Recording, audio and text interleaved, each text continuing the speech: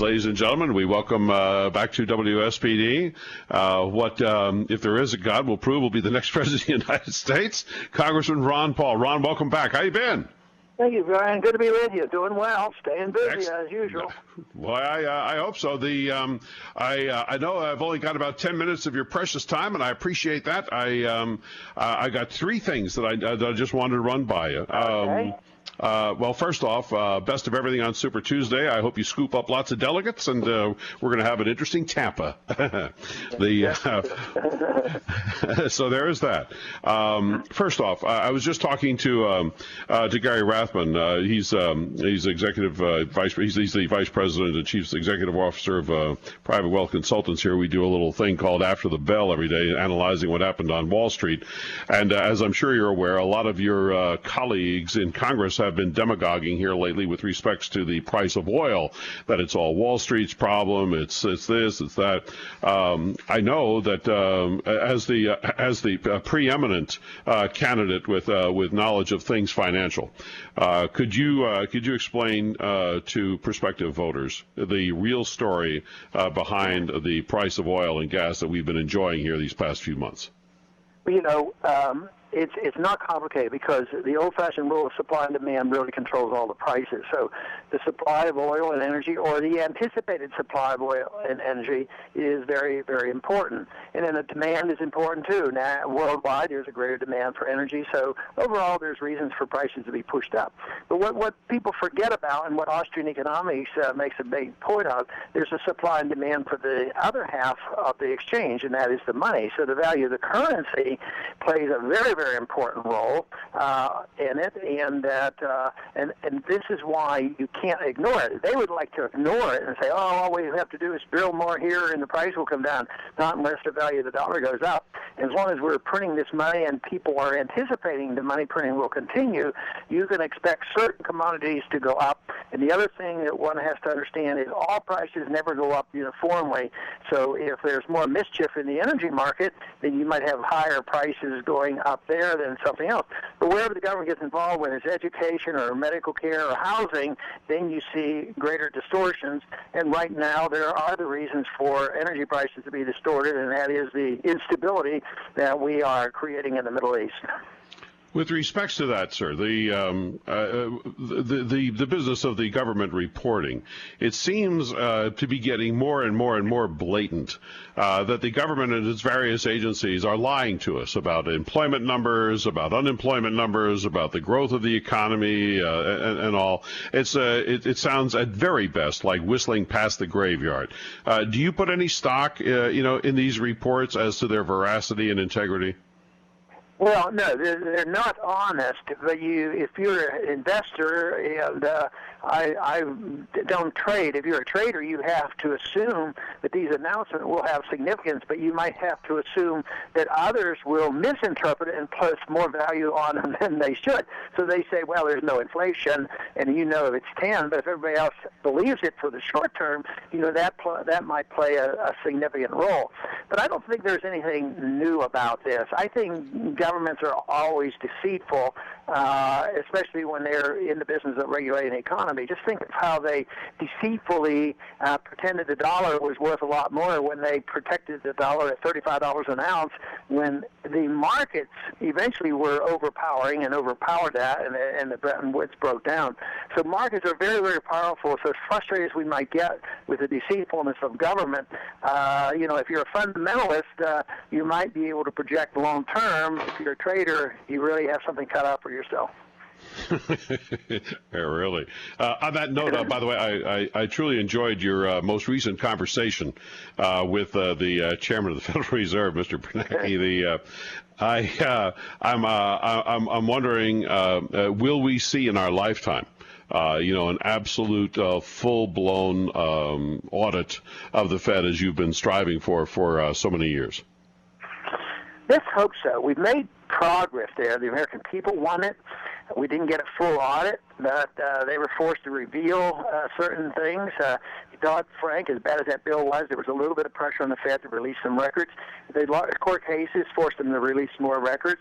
But still, the real shenanigans done behind the scenes and what they're planning, on how to use the dollar for the European crisis, I think they're not going to reveal what's happening there, and they're going to hide it as long as possible. So, but once again, the market eventually will sort this out. They can keep it secret for a long time and pretend they can keep this together, but it will not salvage this system. This system is not viable. It just makes it more difficult in predicting exactly when and how this is going to unravel. Indeed. Second question, or the first part of the second question. In the debates, just about everybody, has said something untoward about Obamacare. The former Governor Romney has stipulated that on day one he's going to issue an executive order, put the end of it, and that'll be the end of that. And Gingrich and Trump, kind of sort of said similar things.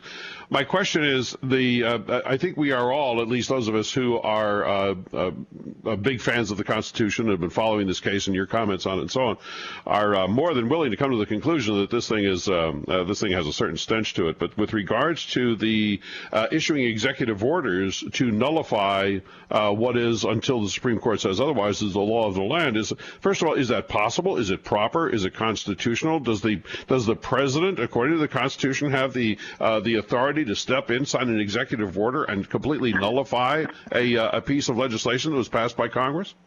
Well, it is my understanding that the law provided that to have exemptions and to grant these waivers.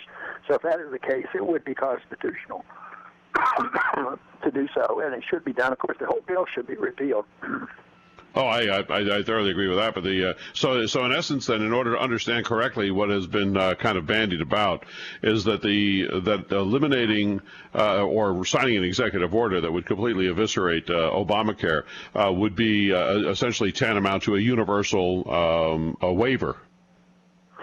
Yeah, and that is the case, and I believe that is possible that you could, because they have been able to write exemptions, and therefore you ought to be able to write a blanket exemption. But that is not the final answer. Of course, there's going to be the final answer is quit passing these laws and convince people that Republicans aren't supposed to expand medical care like they do on prescription drug programs and everything else. Right. So we really need to just have a better understanding how to deliver services and goods, not through the government. All right, a final question on this subject. And I've only got about 2 minutes left. If we just step back for a moment, and make the assumption that you were not a candidate for president, and I understand you won't be running for re-election as a congressman, based on what you've seen up until and including today, with respects to your Congress and the attitudes within the Democratic and Republican parties, do you get the sense that without your leadership and without your custodial care with regards to constitutional principles and so on, that the Republican Party has given you any reason to believe that they will not return to the same spending and warfare party activities that they've had over these past several decades? I always want to be, as optimistic as possible. And in my speeches, I'm optimistic, saying that people are waking up. Congress and Washington still sound asleep, but there's a lot to look on. But I wished I could say, yes, this will all spin off, and they're going to do better. On occasion, they throw a little rhetoric in our direction about the Fed. But the truth is I do not see any significant changes coming from the other candidate. I keep arguing they're part of the status quo. It's the same foreign policy, same monetary policy.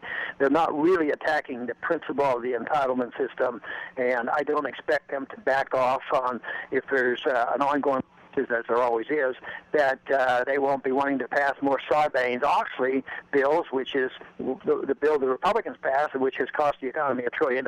So no, the answer is no. I don't expect to have any miraculous changes, and our numbers keep growing outside of Washington and putting pressure on them. Take, for instance, the Stop Online Piracy Act. That was stopped because the American people, Republicans and Democrats, objected, and that's the kind of effort we have to have, and we can't expect too much from the other candidates. Understood. Well, I'm just about out of time that we've been allotted, Right. and two things. Number one, Fritz Wenzel doing a great job keeping us up to date on where you are and what you're doing and how everything is going behind the Right. curtains, and we thank you for that. And All right. secondly, I got an email here real quick from a gentleman here in town. He has a friend named Andy Klum who allegedly grew up in your neighborhood, swimming in your pool as a kid. He's a member of the local Inverness Club. I didn't know you played golf, Dr. Paul, but he'd like you to come do a few rounds with him next time at your convenience. All right. One of these All days. right. Got around, Ron. Good to be Very with well. you. Yes, sir. Thanks a lot. See you. There goes Dr. Ron Paul. And you get 10 minutes, and you take 10 minutes. There it is. All right.